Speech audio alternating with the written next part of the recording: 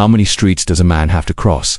In addition to being a musical icon, Bob Dylan as well as a man who was always looking for more significance in life. His tunes like He's Whistling in the Wind and Similar to a Rolling Stone has come to represent an period that reflected societal unrest and a strong will to resist. Behind talented artists' image conceals a turbulent spiritual path from his Jewish heritage to his strong belief. Few individuals are aware of Christianity. In the bright light of celebrity, Dylan had an experience that changed their life, and meeting that he thought was from Jesus Christ.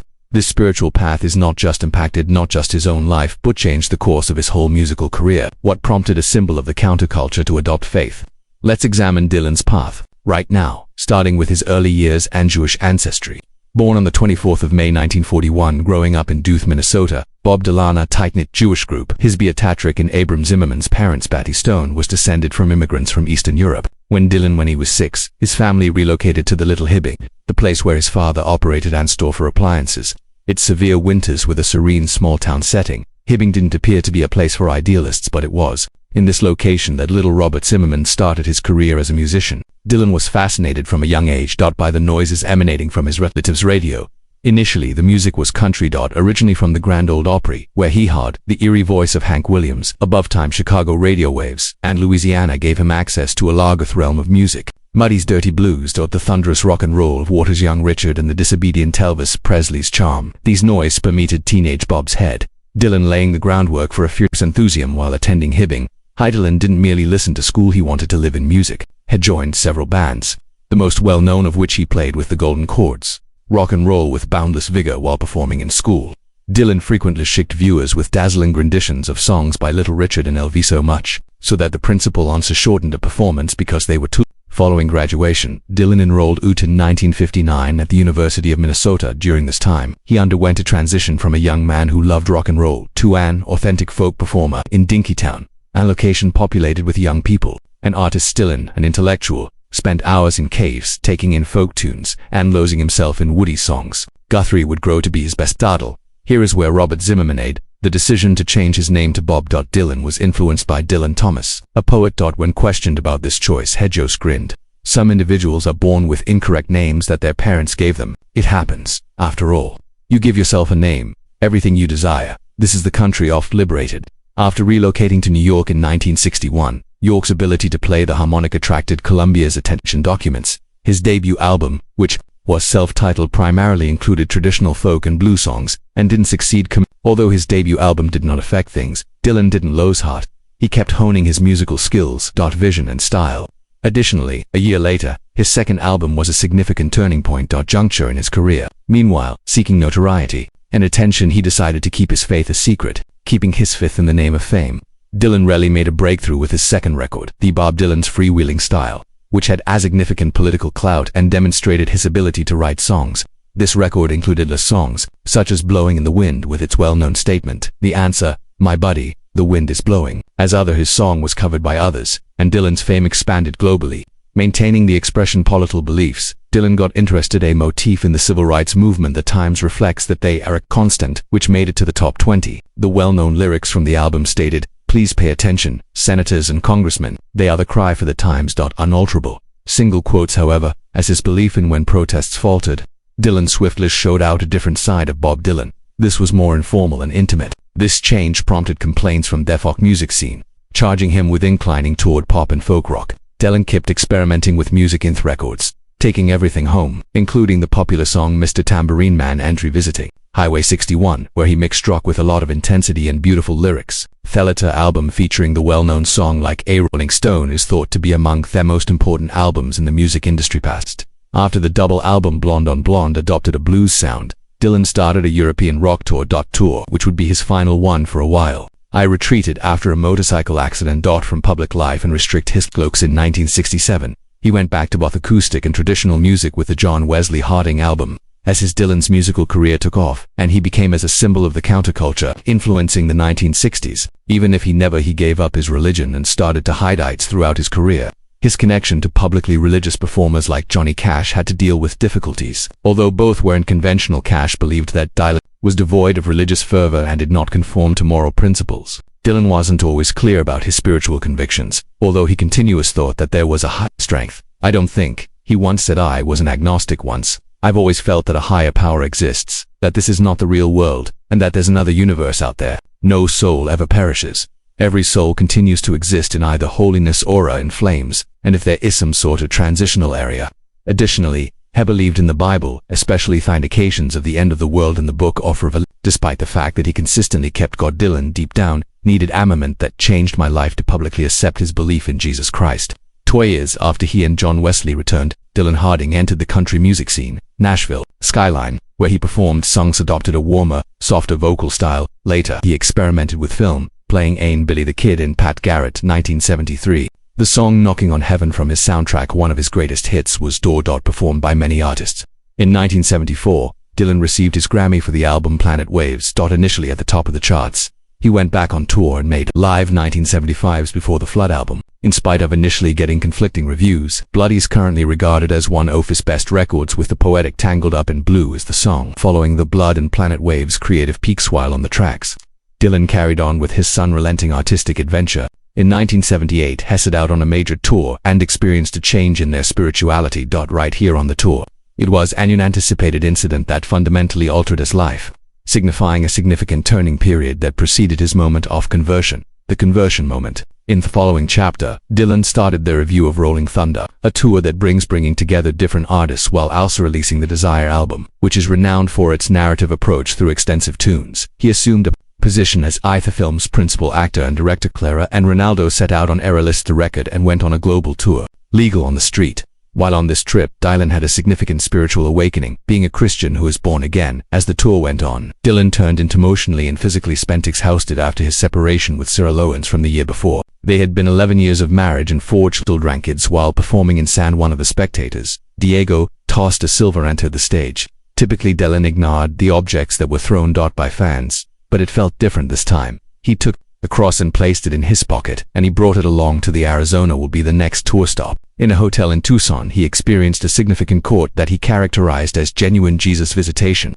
During an interview, he remembered working with the independent Eisenstadt presence that was only Jesus. Jesus touched me with his hand. Bob Dylan discussed this spiritual encounter that altered his life forever. It was real, he recalled. Too could feel it everywhere. The splendor of the Lord uplifted me after knocking me down. Single quotes following this incident, he turned into a Christian. Despite the fact that he did not accept the phrase born in its entirety. Once more, after Dylan's conversion, devoted to producing gospel music, he used 3 ways to express his faith: albums, Save, 1979, and Slow Train Coming, Shot of Love, 1981 and 1980. Numerous tunes became hits from these albums. In Slow Train Coming in particular was ranked 16th place among the top 100 albums in Christian music, with notable songs like Going and I Believe in You to modify my thought process, and When He Comes Back. This change wasn't until fans welcome it. Numerous people sad longing for Dylan's former self. Fred Tackett, his band's principal guitarist, remembered spotting a spectator carrying a sign that said, "Jesus loves tunes from your past." Keith Richards, the Rolling Stones guitarist, was dubious of Dylan's transformation, referring to him as a prophet with financial gain. Lennon John was even credited with writing Serve. As a parody of Dylan's song, You Have to Help Someone. Additionally, critics were an author for the San Francisco Chronicle gave Bob a bad review. Dylan's awful gospel songs, asserting that some of his most notable works were inspired, uncreative and mediocre songs from his career. Some admirers of and protested in an original but worrisome way. Ways, like Malini, an atheist activist Muriel, and a white-clad man hounded by the theater where Dylan was, carrying a cross, is being performed. However, Dylan never gave up on his spiritual quest. His Protestantism was obviously evidenced by his subsequent 3 albums, such as Slow Train Coming, which won him a Grammy.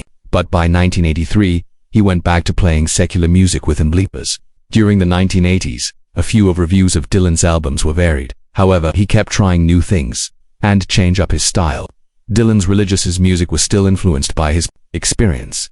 However, the public and detractors persisted in discuss how his style has changed and philosophy. As a response grew greater divided, Dylan once more discovered innovative ideas in a different way, resulting in a successful phase of his profession, the development of the Traveling Wilburys, a group. A pivotal moment in the Traveling Wilburys. The pivotal moment occurred when Dylan became a member of the supergroup The Wilburys, journeying with legends Roy Orbison, Jeff Lynne, George Harrison, as well as Tom Petty. Additionally, he got critical praise for the 1989 album Oh Mercy. He went on tour with Tom during this period. In addition to Petty and the Heartbreakers, he cemented his position in the Grateful Dead and the history of rock. In 1988, Dylan started a musical adventure known as the Never-Ending Tour that persists today.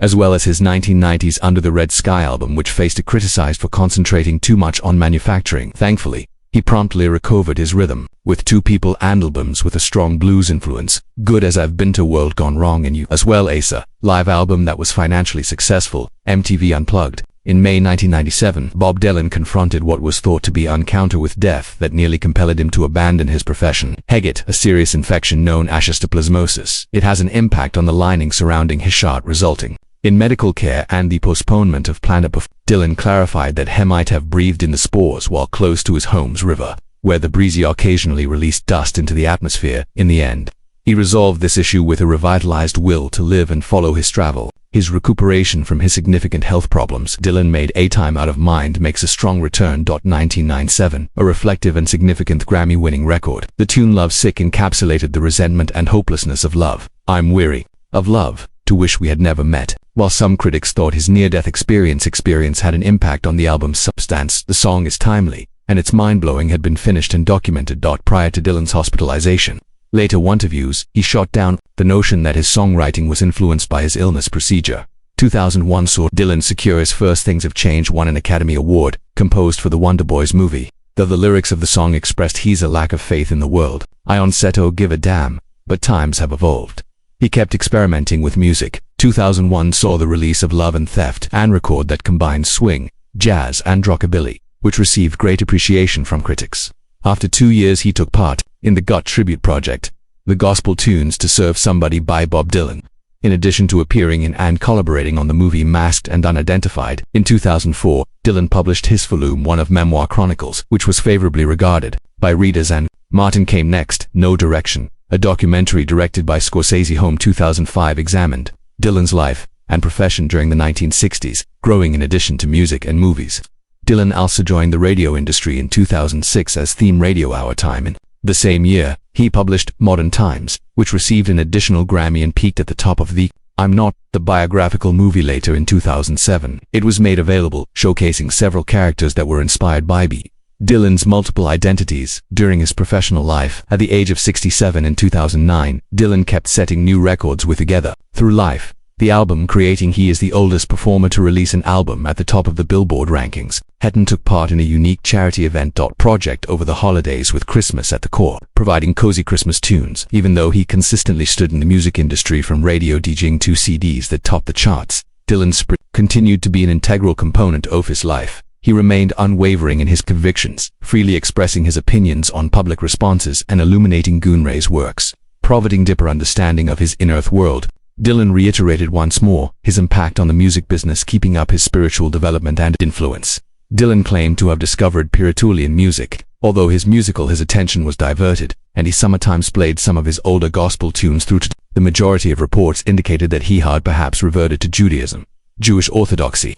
His son owned a bar as well. Mitzvah. Whatever his religious beliefs practice, he continued to hold the view that God. During a 60-minute interview in 2004, he said to Ed Bradley, "The media, the press, the judge is not them. The judge is God, the only individual you need to reconsider about deceiving oneself or God." He added that his traveling temple was a component of an agreement with the chief leader both here on earth and in theory that is invisible to us. Dylan never made a payment. Much focus on how the public responds to his transformation. He said, "Pursuing Jesus. And they will adhere to Jesus." In an interview with Bob Dylan, the Wall Street Journal confirmed his Christian convictions. Hested, "I routinely read the Bible, light candles, pray, and meditate in church. I think damnation exists, predestination as well as redemption. The Moses' 5 volumes, the letters of Paul, the Saints' Invocation, all of." Not surprisingly, Bob Dylan's music was frequently heard in bootlegs as a result of his enormous impact. Additionally, Dylan took the initiative this time. Endeavor to make a bootleg of The Bleggering, the 13th book in his Trouble No More, is a bootleg series, comprising 8 CDs and spanning 1979 to 1981, packaged with 14 previous licensings that have not yet been released. This album featured rare recordings, tracks from rehearsals, and songs he previously thought were inappropriate for formal publication. If There Is No More Trouble offered a genuine look into Dylan's contentious time in gospel. A recently published book kept revealing deeper facets of his artistic and personal life vision. For example, Bob Dylan, mixing the publication of Up the Medicine was motivated by one of his song's lyrics. Subterranean. Mark Davidson, editor of Homesick Blues and Bob Dylan's Park Official Tulsa Center. The book provided the most detailed account of his life and profession. It gathered a lot of images, lyrics written by hand, drawings and historical documents from Dylan. According to Mark Davidson, one of the unexpected findings we discovered in the ability to write in his notebooks and drafts to forecast his own professional trajectory. Despite being had a wide variety of musical tastes as a youth and profound understanding, the book didn't avoid discussing Dylan's spiritual development. It highlighted, if you look at their chords in his holdings, including his lyrics in handwriting, demonstrating that he had been thinking about religion for a long time before his abrupt change of heart. These themes were always heard in his songs. The spiritual encounter was just the last reminder to concentrate on them. Additionally, Mark Davidson and Park official denied Dylan's gospel music's detractors, the individual who asserted that his conversion was only as a consequence of the evangelical movement at that moment. Reflecting on the past, there's no doubting Dylan's path. He wasn't only a fantastic performer. Bob Dylan rose to fame as icon, transforming mainstream music and acting as a spokesperson for the generation of the counterculture. Using his for music, songwriting, and artistry, he is considered to be among the most significant individuals of the 20th century. How about you? Which Bob Dylan album most impressed you? Give your ideas in the comments section below.